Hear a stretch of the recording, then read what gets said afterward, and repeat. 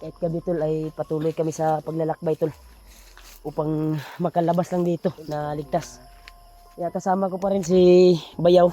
Ito, hinang-hina pa rin yung katawan. Yan, Julius at si... Ay, kaya pa rin Bayaw. Kapoy naman gud mig kuan sa mo gud. Sakit pa imong tail juday. Ngol pa. Ngol-ngol. May mga aso sa unahan bay sa kabilang bundok. Yan sa tol pag-premyo po kami. Natuloy-tuloy yung paglalakbay namin ngayong gabi na ito upang makalabas kami. Kaya patuloy kami tol. Kaya ang oras na ito nasa running to alas 8 ng gabi na siguro. Naparam sa alas 8. Mag alas 8 pa. Gabi na. Pero yung sinasabi ko sa inyo kung saan tayo maabutan ng pahinga ngayon ay makiusap ako sa inyo. Kung sakaling doon tayo maabutan ng pahinga kung saan yung direksyon natin ngayon ay mamaya pagdating ng alas 12 ng gabi ay may gagawin akong ritual upang tawagin si Lolo Ambo. Dahil may lihim na binigay si Lolo Ambo sa akin na isang bato.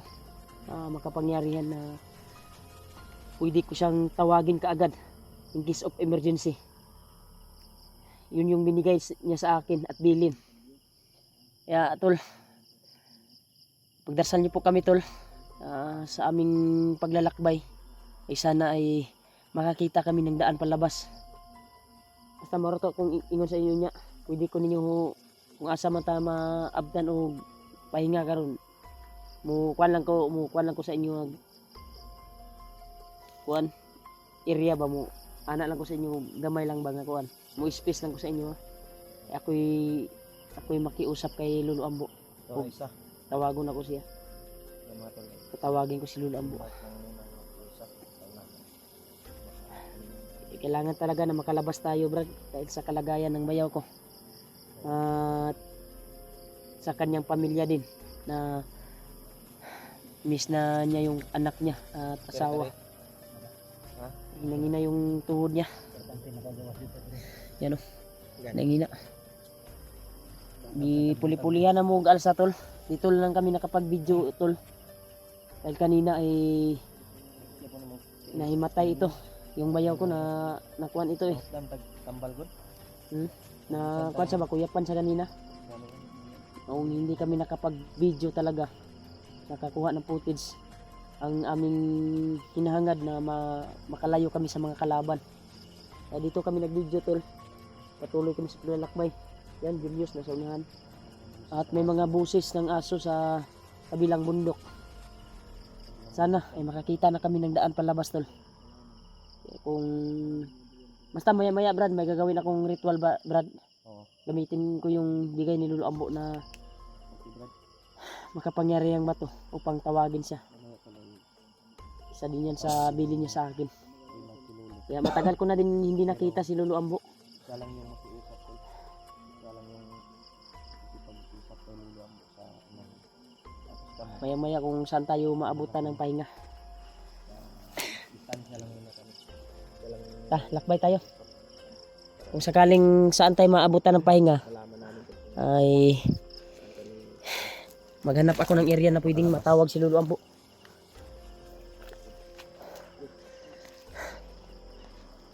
Ito nga, patungin nyo si Bayaw kay delikado ning atuang lakaw karon. Nagsuga pa jud ta. Dili mahimog di mi magsuga to dahil sobrang kuan yung kuan tol dilim. Wala kaming makita. At napaka kuan talaga. Kagaya kanina may napatay kaming ahas.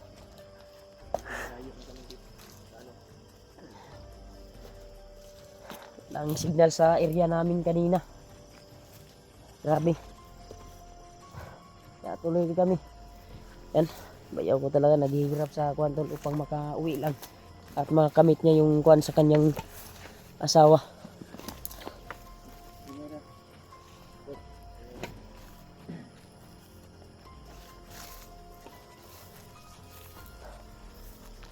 Ito lang mo ha.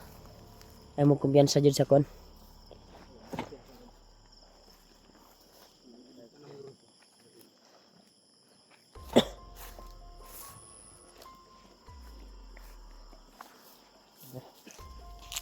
pray niyo po kami tol na makakita kami ng daan palabas, hindi sisikat yung araw bukas kinabukasan. Ay sana ay makausap ko si Lulu Ambo mamaya, pandinig niya yung tawag ko, ay gagamitin ko yung binigay ni Lulu Ambo talaga, in case of emergency na matawag ko siya. Ay habang kuan kami tol, habang binabanggit ko si Lulu Ambo tol, parang kinabahan ako. Iwan ko ba kung bakit ako kinabahan? Ano kayang nangyari? Magtanong din tayo sa kuan tol. Magtanong din tayo kay Lulu Ambo kung sakaling makausap ko siya mamayang gabi. Ay, pipilitin ko mag-video tol na ritual ako at tatawagin upang mabidyohan natin si Lulu Ambo. Kung saan kami maabutan ng pahinga ngayon ay doon ko siya tatawagin. Magkuhan lang ko sa ilang space lang. Ako lang ang tatawag kay Lulu Ambo para gana yung kuhan ba. Yung kuhan talaga. Ritual natin. Ano, relax muna tayo. Tuloy tayo. Para madali tayo makaabot doon sa kung saan tayo makapahinga ngayon. Ha? Relax ba ka? Umur kapoy na yun kon bay. Relax ta diri. Pero mangita yung tag-area nga po, relax na to na. Lingkod sa diya. Uy, ayo ka dito lang ka sandig sa lubi oh. Sa lubi lang ka sandig. Alalayos. Diyan ka?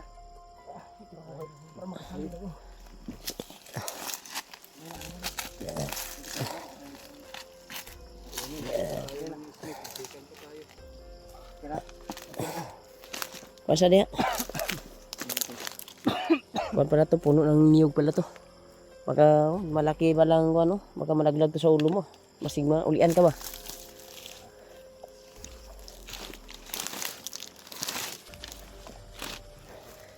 Yan tol. Hinga muna kami tol dahil hindi kinaya sa katawan ni Bayaw yung paglalakbay namin ngayong gabi na ito. Pero hindi tayo magpapahinga dito ha. Hindi tayo, hanap talaga tayo ng area na pwedeng mapaghingahan natin. At darating yung buwan ba? Bukas. Umaga. Basta mamaya yung sinasabi ko sa inyo, pagkasapit ng alas 12 ng gabi, ay mga alas 11 siguro, alis ako saglit. Sa unahan lang ako. Dahil may gagawin ako at kausapin ko si Lulu Ambo. Gamitin ko talaga yung guwan tol. Yung sinasabi ko tol na binigay ni Lulu Ambo in case of emergency na mangangailangan kami ng tulong. Dahil kailangan talaga namin tol na makauwi at makakita ng daan palabas. Dahil po sa kalagayan ng bayaw ko. At siyempre sa kanyang pamilya din na matagal nang inaasam-asam ang pag-uwi niya. Doon sa kuan ko sa mga magulang.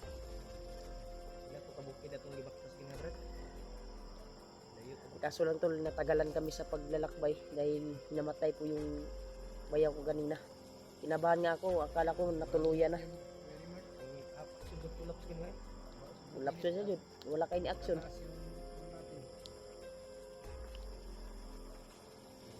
Kaya ito po ng kuan ba, kagutom ba.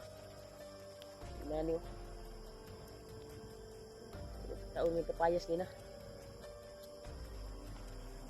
Kuan lang kayo nakautot si Julius hasta minuta. Ha? Julius nina hasta bawag kuan ay utot.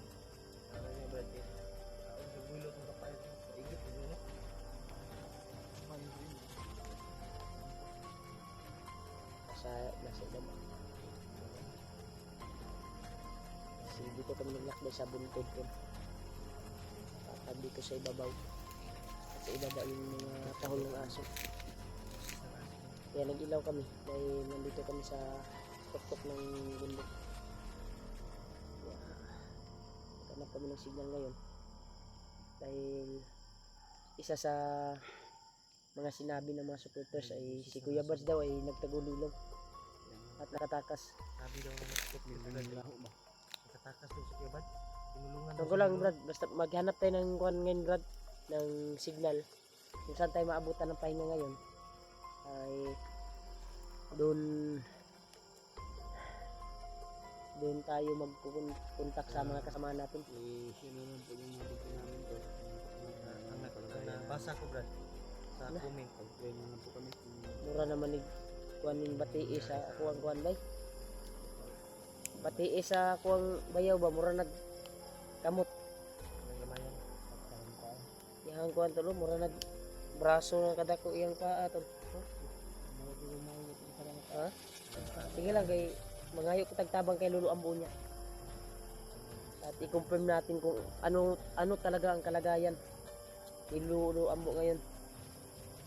Kasi yung dahilan na natagpuan ka namin, no?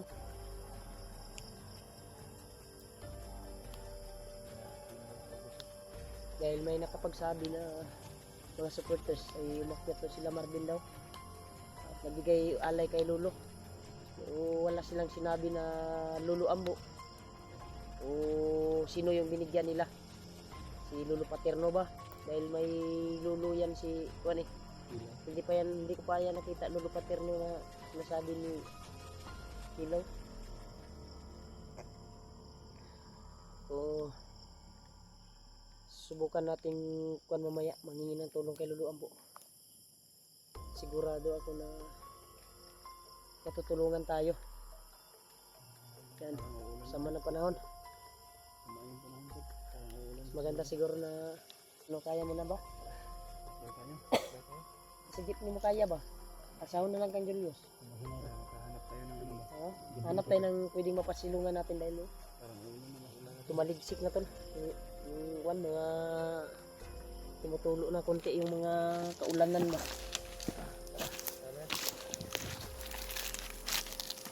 Kasi mas maayo yung imo ng alsahon yus. Okay ra. Tumbal ba? Ngit na ba kayo? Uy. Kaya saan ay naghaling rin oh.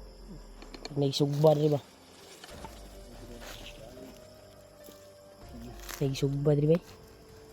Tao gano'n yung sugba rin. Dako making haling ba? Kaya pa'y dugo oh. Napa'y mga dugo oh.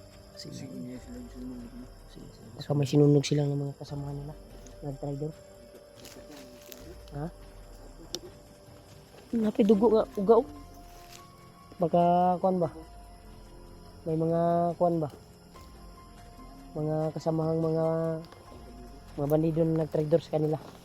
Kasi ginawa nilang kuan doon. Aso. Sinunog. Kira ka bayaw? Tarungan mo okay ha kay kung dili nimo kaya mo relax ta. Pero kung kaya pa nimo maglakbay, Kaya pa. Importante makalayo ra ta dire. oh. Na may indot. Pag-share ng video namin tol. Yung ibang kasama namin. La Edward at Janry. Sakali magkita-kita kami dito. At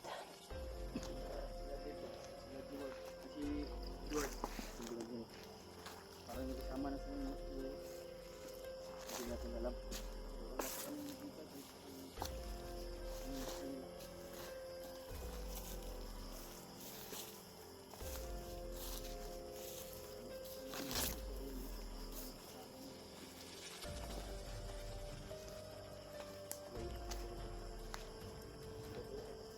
sa akin ang mga paslet sa nando.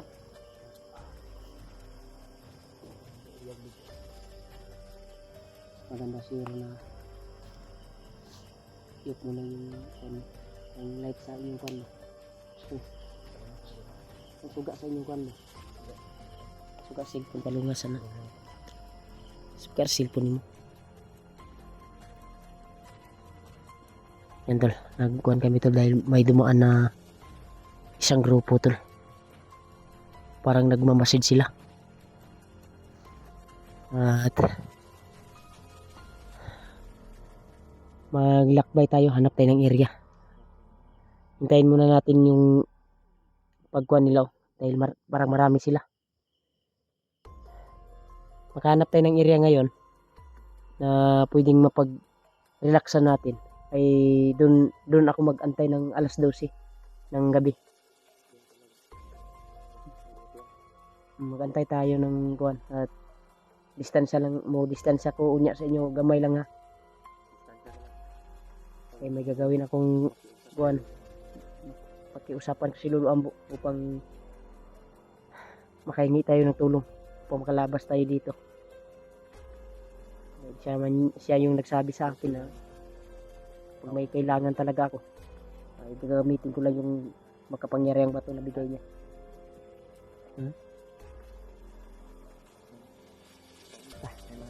Na may mga suga diri tatapit to. Sa ayaw lang mo pagsuga. Ano naman tagit-git.